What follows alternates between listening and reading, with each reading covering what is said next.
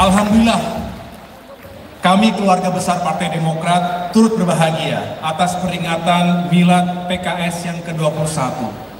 PKS pernah menjadi bagian penting dari pemerintahan Presiden SBY selama 10 tahun, dari 2004 hingga 2014. Tentu ada banyak pertemuan visi kebangsaan di antara kita yang menjadi bekal bagi upaya menjaga persatuan dan kesatuan, memajukan demokrasi, pembangunan dan peradaban, serta bersama-sama mewujudkan keadilan dan kesejahteraan. Bekal ini yang semakin menguatkan kebersamaan kita. Bersama-sama Partai Nasdem, teman-teman yang berpidato Demokrat dan saat PKS ini beberapa adalah saat yang AHY lalu, dari kita telah mengusung Ketua Mas Anies Rashid Partai Baswedan sebagai Demokrat. bakal calon presiden. Insya Allah, Mas Anies dan kita semua bisa benar-benar menghadirkan harapan baru, harapan bagi rakyat untuk mewujudkan perubahan dan perbaikan di negeri kita ini.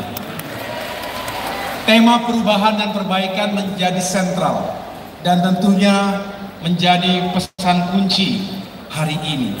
Sebuah tema yang kami serap langsung dari rakyat setiap berkeliling Nusantara, dari Aceh hingga Papua. Setiap melakukan dialog dengan rakyat dari berbagai kalangan, berbagai profesi, berbagai latar belakang, juga lintas generasi, karena tentu ada generasi tua tapi juga generasi yang muda. Di sana sini, di stasiun, di bandara, di pasar, di restoran, di kafe-kafe, di tempat-tempat fitness, kami mendengarkan masyarakat kita yang benar-benar mengharapkan agar perubahan itu segera terjadi. Karena rakyat hari ini menghadapi banyak sekali permasalahan. Betul ya Bapak Ibu sekalian ya? Masalah ekonomi dan kesejahteraan. Harga-harga bahan pokok yang naik mahal, sulit untuk dijangkau. Pupuk langka dan mahal. Sementara itu penghasilan tidak membaik, daya beli turun. Sedangkan kita tahu bahwa kesejahteraan ASN, TNI, Polri juga stagnan, tidak kemana-mana. Lapangan pekerjaan sulit, banyak yang sudah lulus kuliah tapi tidak mendapatkan pekerjaan. Sedangkan anggaran negara yang digelontorkan untuk pembangunan proyek-proyek mercusuar tidak bisa dirasakan langsung oleh masyarakat kecil atau wong cilik. Di sisi lain, utang Indonesia terus membengkak, lebih dari 7.800 triliun. Bertambah lebih dari 5.000 triliun sejak 8 tahun yang lalu. Jauh di atas keamanan fiskal negara kita. Para tokoh nasional, termasuk Pak Yusuf Kalla, mengingatkan siapapun presidennya ke depan, siapapun yang akan memerintah ke depan, akan terbebani dengan utang yang sangat berat. Jadi Mas Anies Baswedan, ini merupakan tantangan terbesar nanti jika insya Allah Tuhan menakdirkan Mas Anies menjadi Presiden Republik Indonesia. Selain itu, Bapak Ibu sekalian, banyak yang merasakan praktik penegakan hukum yang seolah tajam ke bawah, tumpul ke atas. Tajam ke lawan, tumpul ke kawan.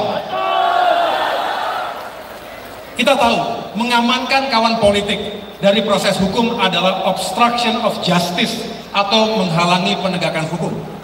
Sedangkan menggunakan instrumen, saya ulangi, menggunakan instrumen hukum untuk menghabisi lawan politik, namanya abuse of power, penyalahgunaan kekuasaan. Kedua-duanya tidak sepatutnya terjadi di negeri tercinta Indonesia ini. Sementara itu, kualitas demokrasi mengalami kemunduran. We are on the verge of a serious democratic regression. Seperti di jurang, sebentar lagi kita jatuh kepada demokrasi yang makin mundur ke belakang. Yang berani bersuara seolah dianggap sebagai musuh negara. Kita yang kritis, PKS, Nasdem, Demokrat, kalau kritis dibilang musuh negara. Bukankah negeri ini milik kita semuanya? Jangan sampai ada masyarakat yang merasa terbungkam, takut bersuara di negerinya sendiri. Kita juga tidak ingin kebencian, polarisasi dipelihara, menganga, sengaja dilancarkan hanya untuk kepentingan politik semata. Atas berbagai persoalan tadi Bapak Ibu sekalian, rakyat menyampaikan aspirasinya kepada kami untuk mengusung agenda besar perubahan dan perbaikan di semua sektor kehidupan bermasyarakat dan bernegara. Khususnya di bidang ekonomi dan kesejahteraan rakyat, di bidang penegakan hukum dan keadilan, serta di bidang demokrasi dan kebebasan sipil. Agenda perubahan dan perbaikan inilah yang juga menyatukan ketiga partai dalam koalisi, sejalan dengan gagasan bakal calon presiden kita, Mas Anies Baswedan, yaitu meluruskan jalan, menghadirkan keadilan.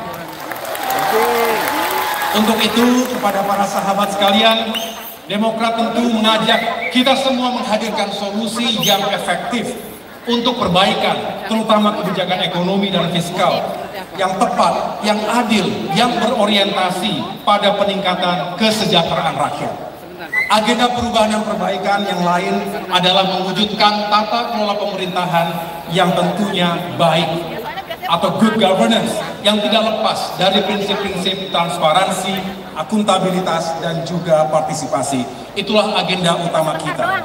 Untuk mewujudkan good governance ini tentu dibutuhkan karakter dan kapasitas sumber daya manusia Indonesia yang unggul, yang produktif dan juga berkarakter. Hari ini adalah hari yang tepat, tanggal 20 Mei 2023, untuk kita kembali ke kitoh cita-cita kemerdekaan Indonesia, yaitu mencerdaskan kehidupan bangsa, utamanya generasi muda, generasi milenial, generasi Z yang jumlahnya semakin besar dari waktu ke waktu.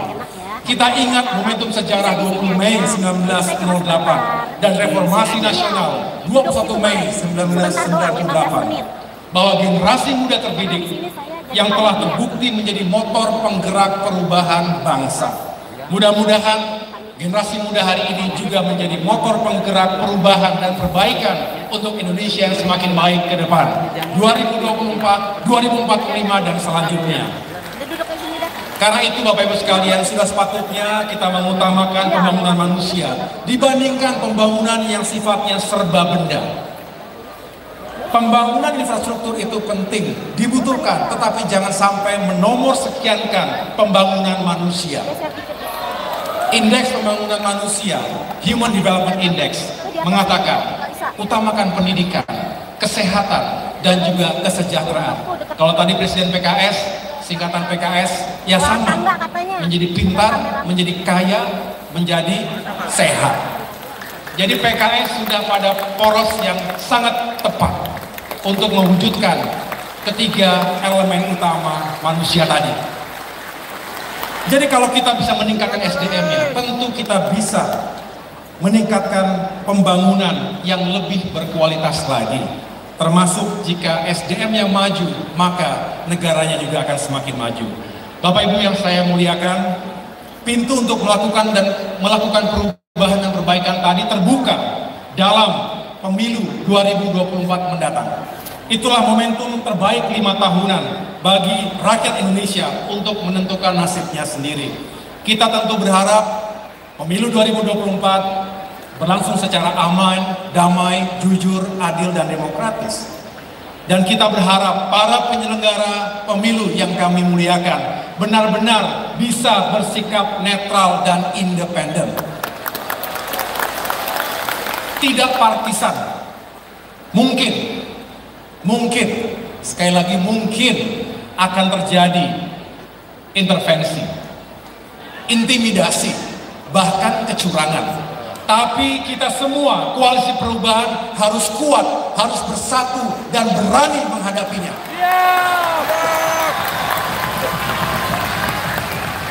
Who dares wins? Siapa yang berani akan menang. Siap. Tapi keberanian tidak lahir begitu saja. Keberanian lahir dari hati yang bersih, tulus, dan ikhlas. Oleh karena itu, kami hormat dan mengucapkan terima kasih kepada Ketua Majelis Syuro PKS, Habib Salim Segaf Al-Jufri, yang baru saja kemarin, mengingatkan kita semua bahwa segala keberhasilan itu terletak pada hati yang bersih. Berikhtiarlah dengan tulus dan ikhlas. Berkompetisilah dengan sehat, dengan tetap mengutamakan persatuan dan keutuhan bangsa. Mudah-mudahan saya tidak salah mengutip kalimat bijak beliau pada sholat Jumat kemarin. Akhirnya, kami sekali lagi mengucapkan Dirgahayu PKS. Semoga di usianya yang ke-21 tahun ini, PKS semakin maju dan sukses. Mari bersama-sama kita gelorakan, kita bangkitkan energi perubahan dan perbaikan ini. Dan akhirnya saya ingin menutup dengan pantun. Karena tadi saya dibisik oleh Sespri, jangan sampai lupa pantunnya. Karena Presiden PKS itu ahli pantun.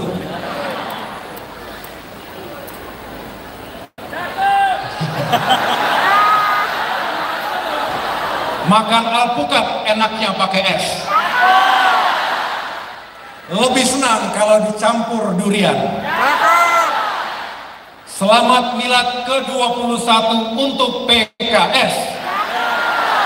Teruslah berjuang untuk keadilan dan kesejahteraan. Satu lagi boleh?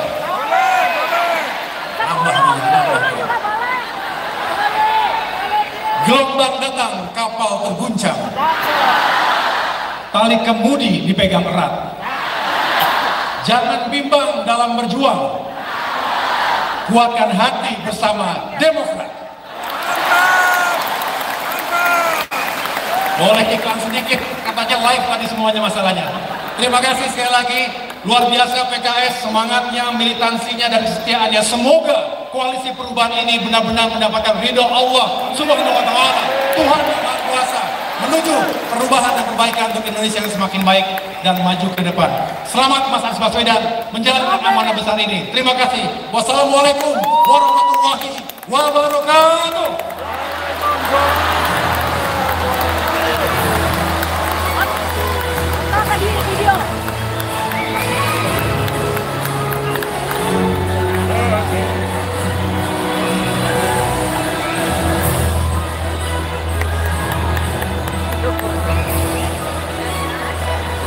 Sambutan dari Wakil Ketua Umum Partai Nasdem. Kami persilahkan Bapak Ahmad Ali.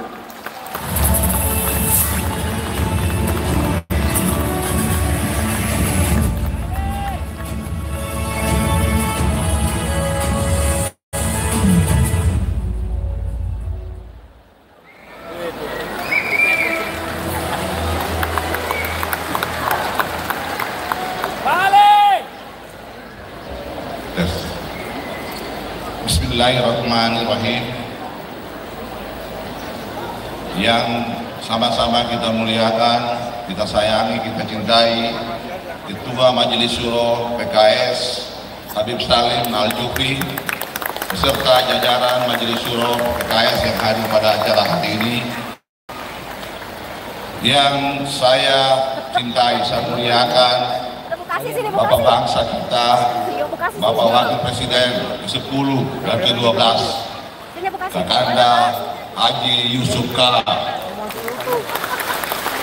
yang saya hormati Presiden PKS beserta jajarannya, yang saya hormati Ketua Umum Partai Demokrat Mas AHY beserta jajarannya yang sempat hadir pada acara hari ini, yang sama-sama kita cintai, kita sayangi, kita hormati, yaitu Mas Anies Rashid Baswedan sebagai bakal calon presiden dari Koalisi Perubahan dan Persatuan beserta Ibu yang saya hormati, yang mewakili Ketua DPR Mas Basara yang hadir pada acara hari ini, hadirin dan hadirat